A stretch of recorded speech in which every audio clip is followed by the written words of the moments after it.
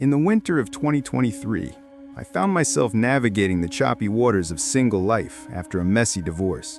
My name is Elias, and at 32, I was rebuilding in a quaint coastal town in Maine called Harbor's Edge.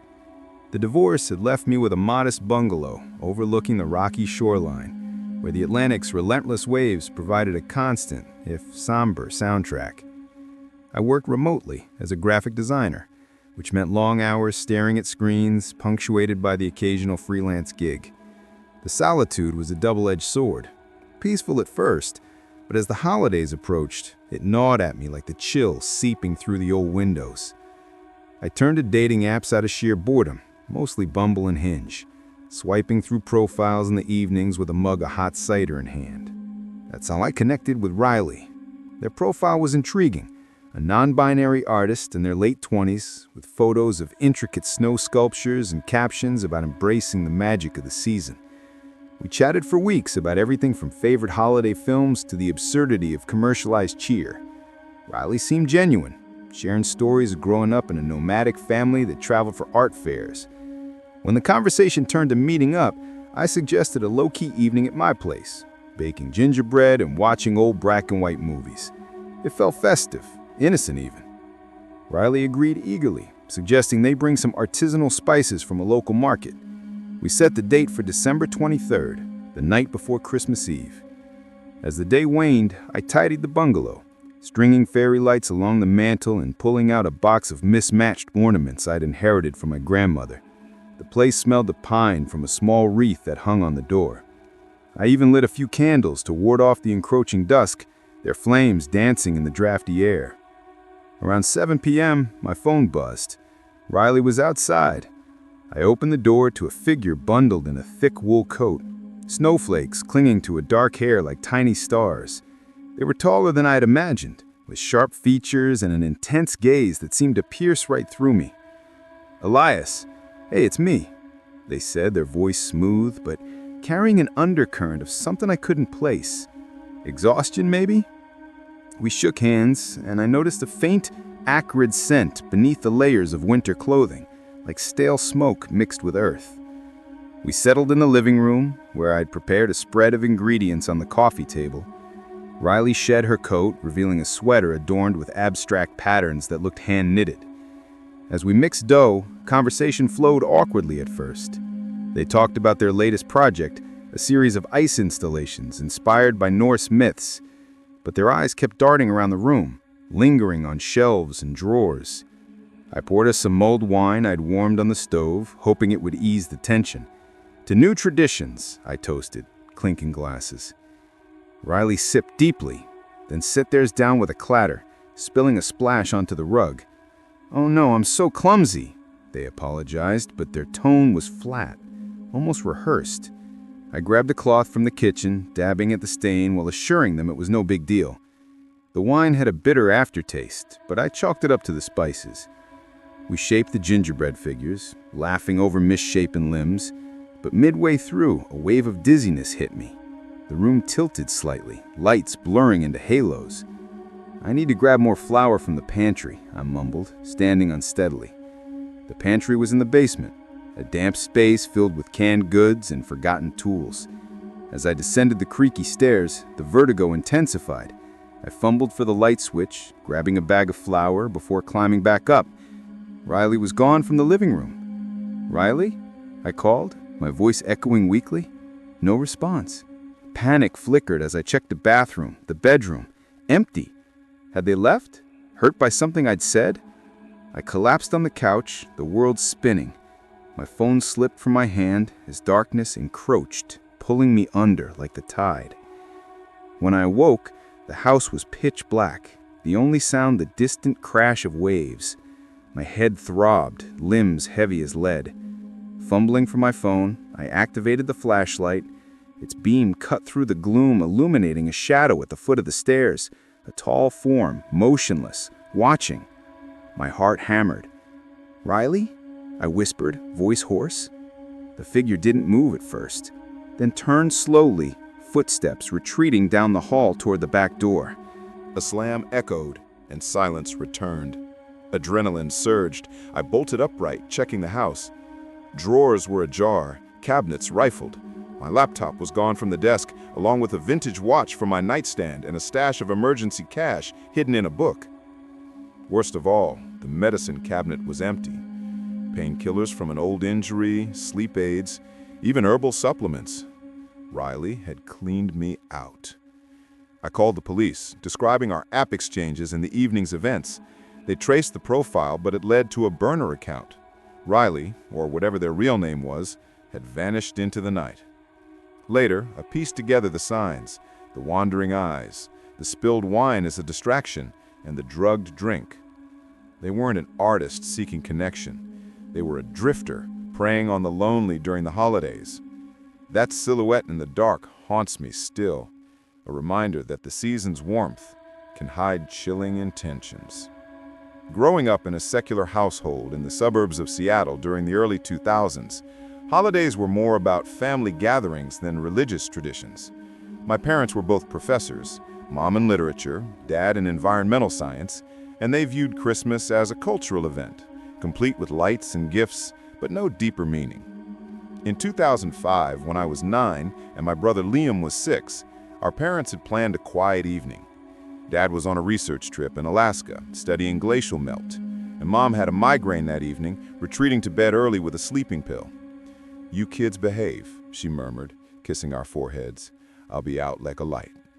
Liam and I were in the den, sprawled on the carpet with popcorn, watching animated holiday specials on our clunky TV. The house was modestly decorated, a string of multicolored lights around the windows, a faux evergreen in the corner laden with handmade ornaments. Outside, a light rain pattered against the panes, typical for Washington winters. A sharp rap at the front door startled us. "Who's that?" Liam whispered, clutching his stuffed bear. I peered through the peephole, our door had a small viewer, and saw a man in an elf costume, complete with pointy hat and bells on his shoes. He held a sack slung over his shoulder, grinning broadly. "Ho, ho, ho! Special delivery from the North Pole!" he called, his voice muffled but cheerful. I hesitated. We weren't expecting anyone, and strangers at night weren't common in our quiet neighborhood. "What do you want?" I shouted through the door. "I'm Jingles the Elf. Santa sent me with gifts for good kids. Open up and I'll show you." Liam tugged at my sleeve. Maybe it's from Dad, a surprise. But something felt off. The costume was tattered, the man's eyes too eager. "We don't need gifts. Go away." The grin faded. "Come on, kids. It's cold out here. Just let me in for a minute." His tone shifted, insistent. When we didn't budge, he banged harder. "Open this door right now!" Terror gripped me. Liam started whimpering. "Call Mom!" But I knew her pills made her unreachable. Our landline was in the kitchen. I dashed there, dialing 911. "There's a man dressed as an elf trying to get in," I blurted to the operator. She chuckled. "An elf? Sweetie, is this a prank? Santa's helpers are friendly." "No, it's real. He's scary." But she dismissed it as kids' excitement, hanging up. Liam and I huddled in the kitchen, hearts pounding. Minutes later, the knocking resumed, more aggressive. "I know you're alone in there. Let me in, or it'll be worse." Desperate, I remembered our home's old security system. Basic, but it had a panic button linked to the alarm company. Problem was, it was in the hallway closet. As the man jiggled the doorknob, I whispered to Liam, "Stay here." Creeping to the closet, I yanked it open, pressing the button. A piercing siren wailed, lights flashing. The man cursed outside, footsteps retreating. We waited, trembling, until sirens approached, police this time, alerted by the alarm. They found no one, but took our statements seriously after seeing our fear. Mom woke groggily to the commotion, horrified. The police later identified the man as a local vagrant with a history of burglaries, using holiday disguises to target homes. Our quick thinking with the alarm saved us. That night taught me that even in the glow of festivities, darkness can lurk at the door. By December 2024, my partner Jordan and I were craving an escape from the hustle of Chicago. We booked a rustic cabin in the Rocky Mountains near Aspen, Colorado, a picturesque spot with vaulted ceilings, a stone fireplace, and panoramic views of snow-capped peaks. The listing promised a serene holiday haven, complete with twinkling lights and a pre-decorated interior. We arrived amid a gentle flurry, the drive winding through evergreen forests that muffled the world.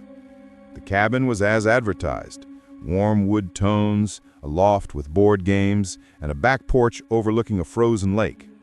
We unloaded our SUV, stocking the kitchen with provisions from a nearby general store, steaks, veggies, and a bottle of champagne for toasting the season. As evening fell, we built a fire, the crackling flames casting shadows that danced like merry spirits. A knock interrupted our unpacking. At the door stood a burly man in his 50s, clad in faded overalls and a plaid shirt, snow dusting his boots. "Evening, folks. Name's Harlan.